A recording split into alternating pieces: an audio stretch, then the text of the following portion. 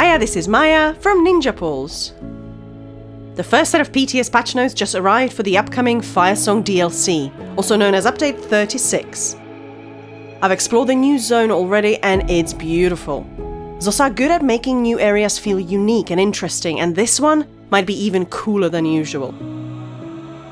Highlights in Update 36 include new sets and combat tweaks, an option to hide other players' followers, place markers on players and targets, a new customized action system, and a bunch of housing improvements. As for combat changes, you can breathe a sigh of relief. They're pretty minimal this time round, probably because the devs know they made a dog's breakfast of Update 35 and don't want to repeat the same mistake. Some players may have been hoping for major changes to fix or even reverse the issues with Update 35, but personally, I'd rather they take their time and do this properly, and hopefully that's what we're seeing here. So let's go over the highlights. Just remember that none of this is on the live server until the 1st of November for PC, and things will probably change before then. Starting with the combat changes, the main event here is the Warden. So after changing the advanced species passive to grant penetration, a decision which was met with confusion and ridicule, they're changing it again, this time to grant critical damage. And I'm not sure that this choice makes any more sense. In group PvE, the critical damage cap is pretty easy to reach, and the Warden already gets 10% extra critical damage via the Glacial Presence passive. So this will be redundant for a lot of players, a lot of the time. Of course, if you're solo or in PvP, then the story changes. But it still seems a poor substitute for the previous version of this passive, which granted damage done for every animal companion ability slotted. It looks like the same old story. In order to control its power in PvP, they're making it unnecessarily weak in PvE. There's also a fix to the bear, where it would sometimes try to cast Crushing Swipe endlessly. So if you want to see this silly bug, go play some Warden on the live server before the new patch arrives. The Piercing Cold passive was also changed. Instead of a bonus to magic and frost damage, this will now grant 2% damage done, which increases to 10% when wielding an ice staff.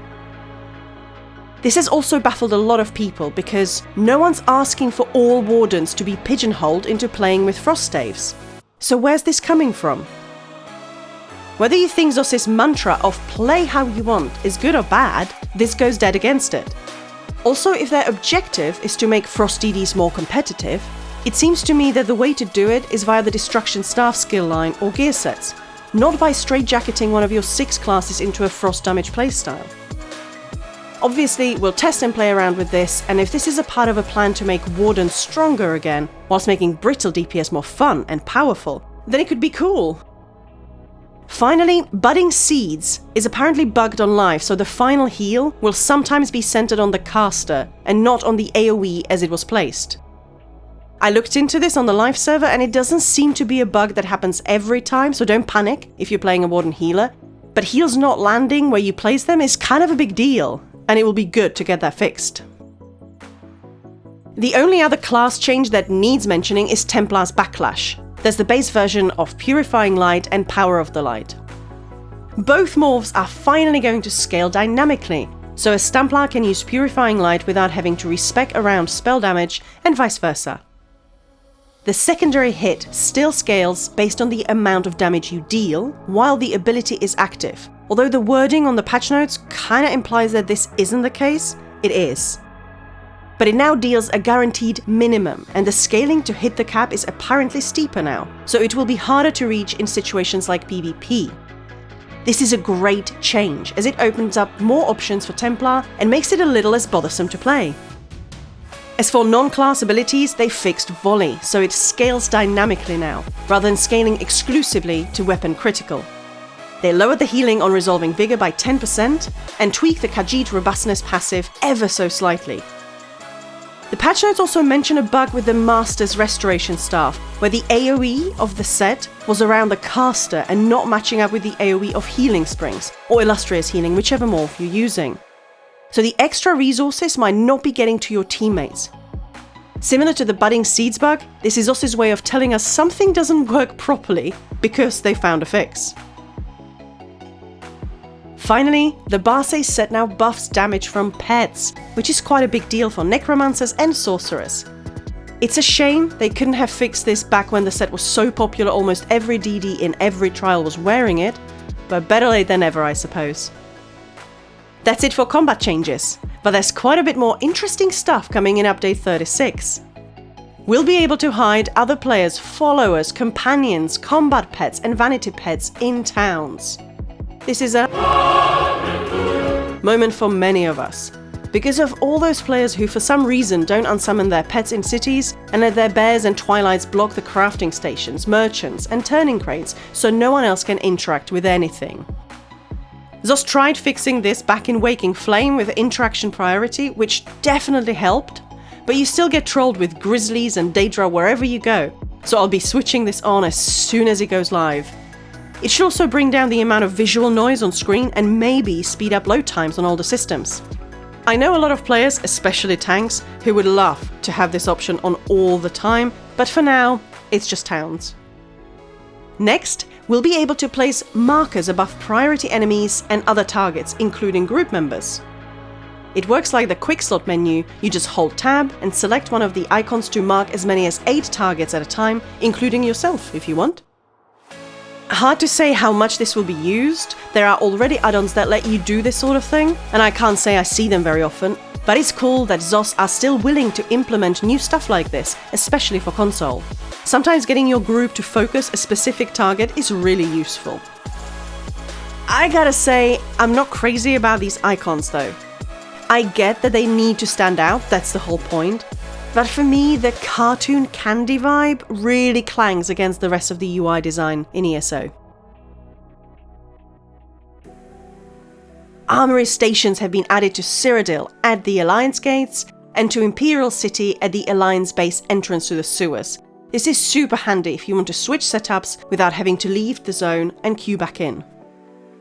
Speaking of PvP, they've also tuned down the Occult Overload CP slottable, which hits crazy hard right now and is something my PvP buddies have been saying for a while was overpowered. Hopefully the new tooltip value isn't too low. It's not always easy to test things like this on PTS, but the fact that it now applies a status effect to targets could be a nice addition. They've also added a secondary prompt to the Activity Finder ready check, so if you decline the queue for a dungeon or battleground by accident, the game will ask you to confirm. That's a nice little change. They also fixed the bug where you couldn't complete more than 1 alchemy writ per day. If you're like me and you don't have the time or energy to do your crafting writs every day, you've probably done that thing where you just pick up the quests and do double writs the next day, except that the alchemy writ won't let you. It's not a big deal, but that kind of makes it even more awesome that they finally fixed this bug after all this time. The latest new system they're adding to the game is called Customized Actions. It's just a small one, and it replaces the generic animations for basic character actions with a new funky alternative.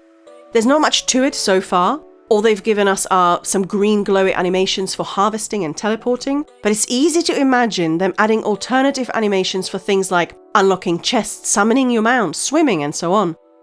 The language in the patch notes also suggests that this is something they're still playing around with, and that none of these new animations will arrive with update 36, but sometime later.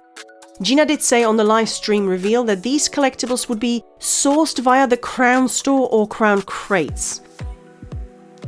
Speaking of fun animations, another thing they showed in the live stream is the ability to pet certain animals throughout the new zone. They probably won't add this to the older zones, but chances are it's a cute little feature we can expect to see more of going forward. If they ever add the option to hug Zamaja's belly, I know a few players that will be delighted. There's also a new option to limit your FPS to 30 whenever you tab out of the game, to check Discord or Twitch or whatever, to tax your system a little less when you're not playing. They also finally fixed that annoying bug when your mailbox says it's full even though it clearly isn't. Again, not exactly a game-breaking issue, but it's the sort of thing that irritates a lot of players on a daily basis, and their willingness to fix bugs like this one is very welcome. Beyond that, there's a bunch of new dyes, collectibles and antiquities, loads of fancy new furnishings in the Druidic style, and some pretty significant changes to the housing UI.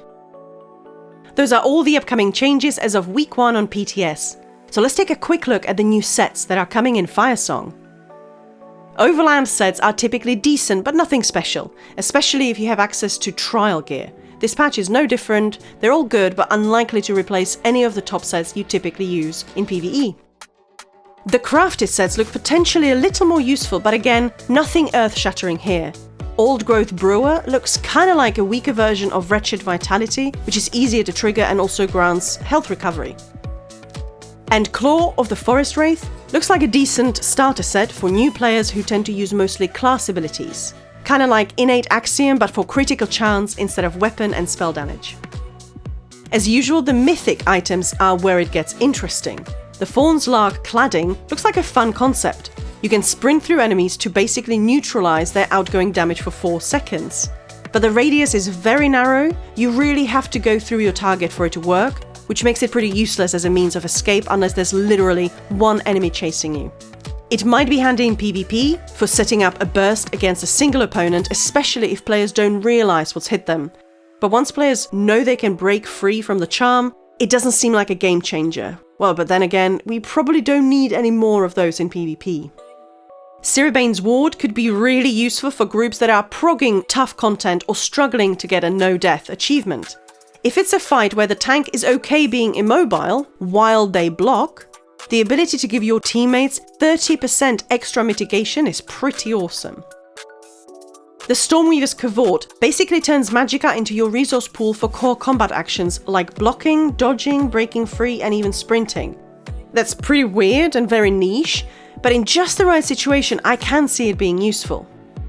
There's also a new deck for Tales of Tribute and some small updates and fixes for companions, but I've never bothered with either of those systems, so I can't really offer any insight there. I think that's it. There's some good stuff in here, but if it continues like this, then I think that everyone's favorite thing about this patch is that it contains so little. No sweeping combat changes, no nerf hammers, and by the look of it, no busted mythics that loom over the entire patch, only to be nerfed a couple of months later. I hope that's what we get as PTS goes on, and I hope you found this summary helpful. I'm on Twitch quite a lot these days, and I will try and do some streaming from PTS in the evenings, so come join me. And if you're thinking of diving into PTS yourself, I am gonna do a how to PTS vid in the next couple of days. Thanks for watching!